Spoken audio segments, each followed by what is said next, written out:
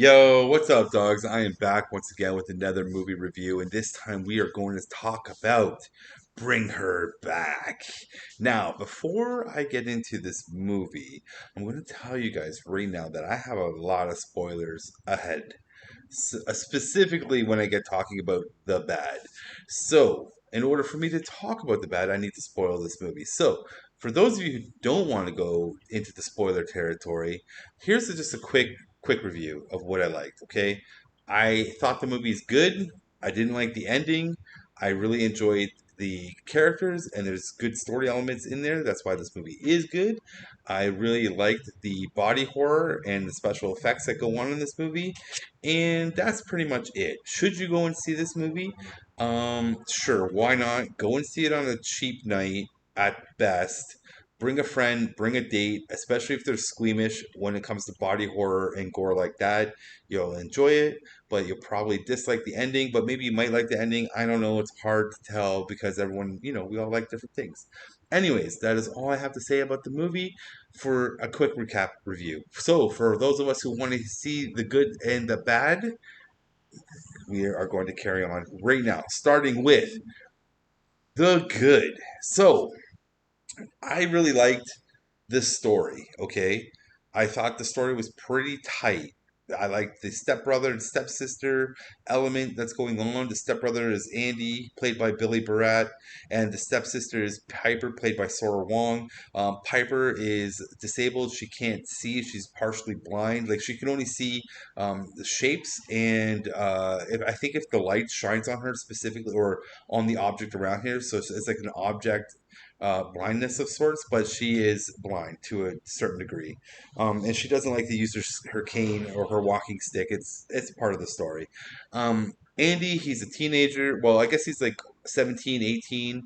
And what happens in their world is their dad, or Andy's dad, Phil, he passes away tragically in a shower. I think it's from cancer. It could be something, but he passes away, and so this leaves Andy and Piper to be up for adoption, I guess. Yeah, I guess that's the right way because they find a foster parent, Laura, who is played by Sally Hawkins, who only really wants Piper. But Andy's like, no, we are a package deal, and Andy wants to get guardianship of Piper when he turns 18. That's when he's legally allowed to do it, and that's in 3 months. So the deal is that Laura will also take on the fostership of Andy and Piper.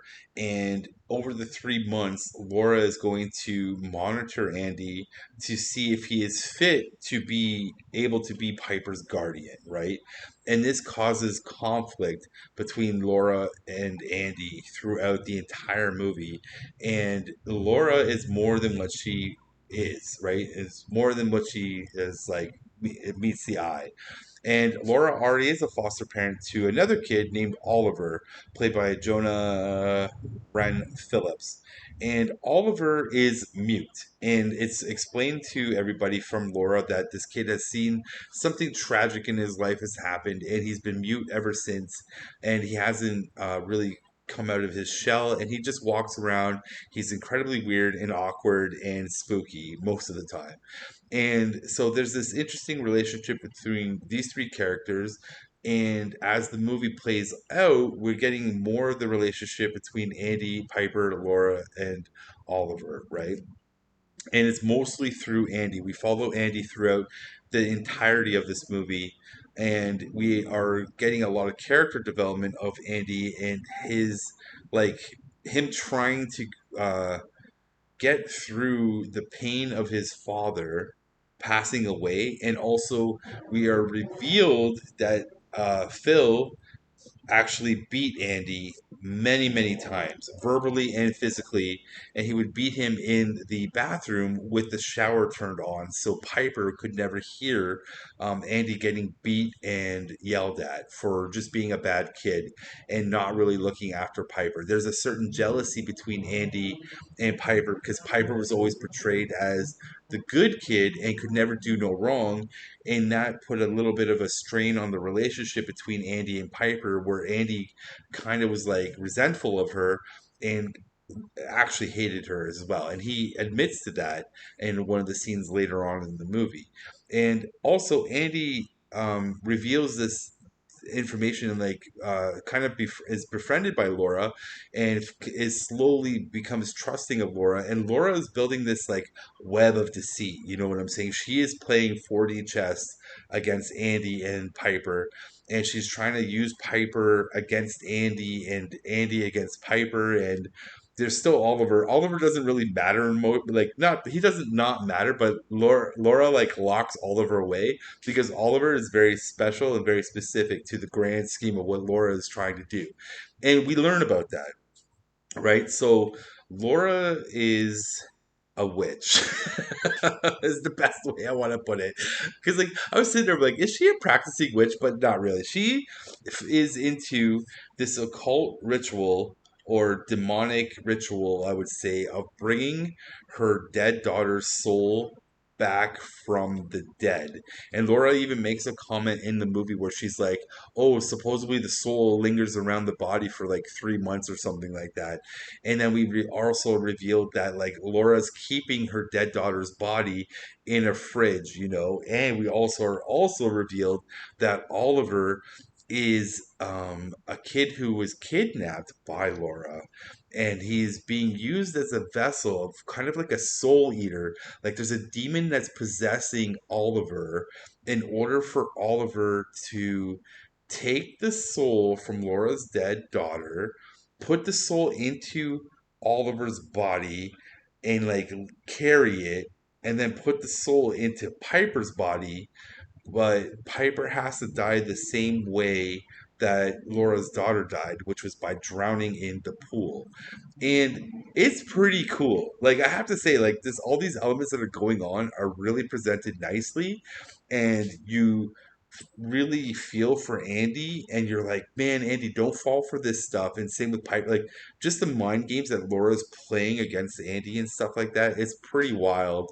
And there's a lot of manipulation to the point where like people are starting to think that Andy's losing his mind and he's going crazy and that he should be committed, and like he's not going to be a fit guardian for Piper, and that Laura will keep pure guardianship over Piper. It's like so many interesting things going on in this movie, and you're really rooting for Andy throughout. You're like, come on, Andy, like you can do this, man. You can not stop getting stop getting tricked by Laura, you know.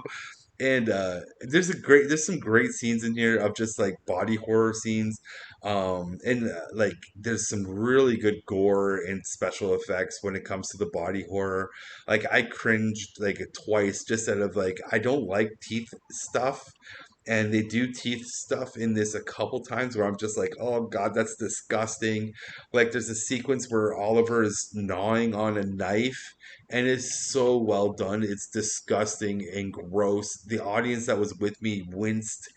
Oh, it was gross. And then there's another scene with Oliver biting into um, the countertop of the kitchen top, and he's biting onto the corner, like the ledge of it, and you just see the teeth gnawing into the wood, and they're popping and crunching, and it's just disgusting.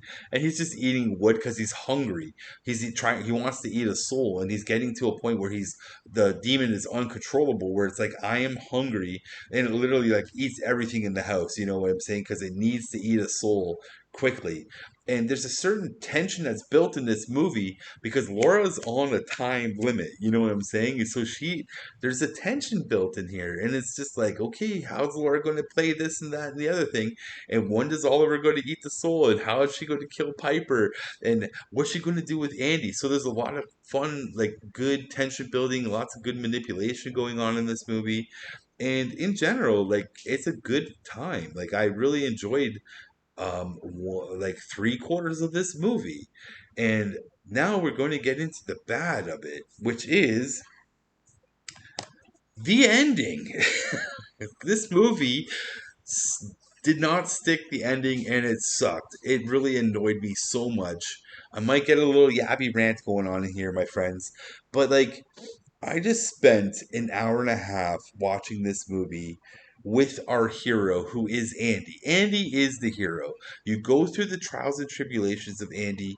You go through his lows and his highs, and him being rebuilt from being this guy that like was downtrodden, uh, has a certain hatred for Piper, but he's overcome it. He's grown. He's even admitted it to Piper. He's even admitted his PTSD to Piper. He even says like his dad wasn't perfect. He beat him. He abused him. He verbally abused him, and like he wasn't everything that Piper thought he was. That dad Phil, like Piper put him on such a high pedestal, but Andy was like, it's none of it is true. He was absolutely mean to me, and then thus I was mean to you, and I didn't mean it. And he even confesses his love for her, like how much he cares about Piper, and that he wants to have a good life with her, and like be her guardian, and like we'll get an apartment together. We'll do this. We can do this together. I'm sorry for everything, and like you're rooting for Andy. You really are, and it's like you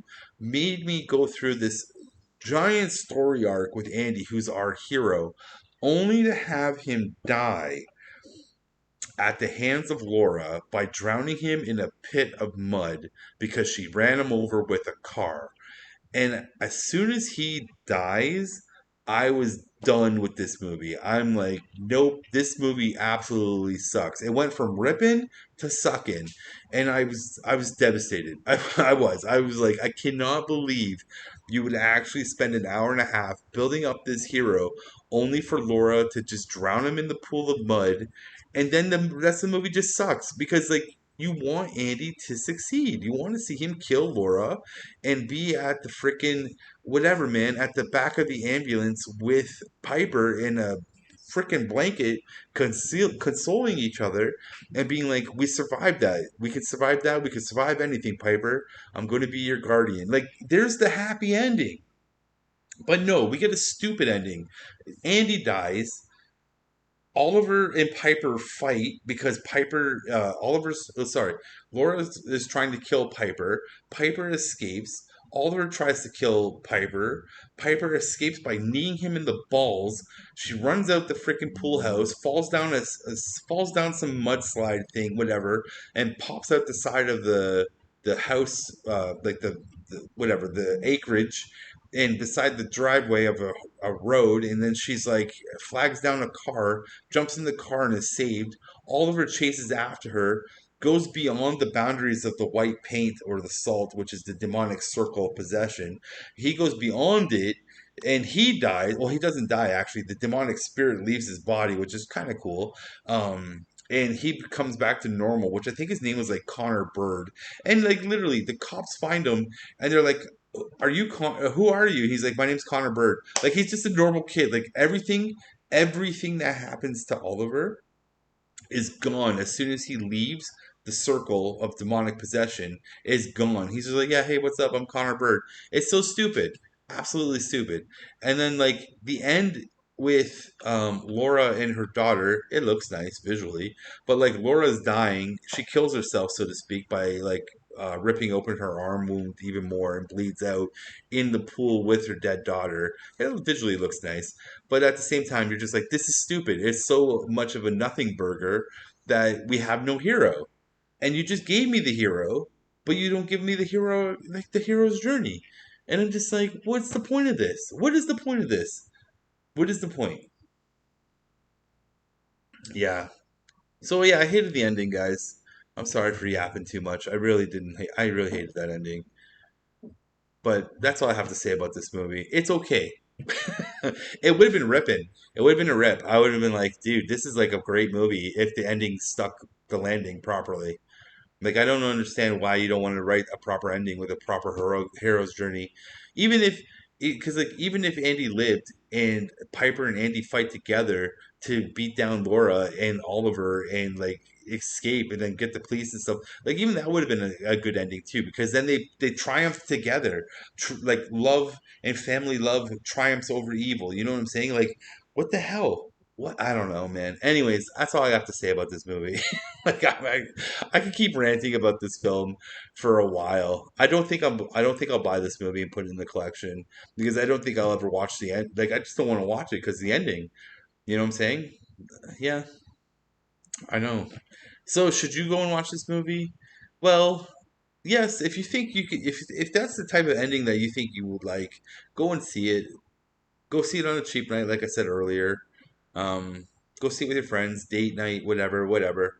I don't know, man. Go, yeah, if you want to. Like I wouldn't. I'd wait till it comes out on streaming. Yeah, you know what? Wait till it comes out on streaming, and save yourself some money because the ending isn't worth the price of admission. That's it.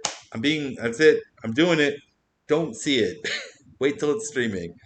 Anyways, on that note, my friends, that's it for me in this movie review. It's Monday. We got a whole week ahead of us of work, so don't work too hard. And whatever movies you are watching, I hope you're loving them and digging them. Peace out, everybody. Bye.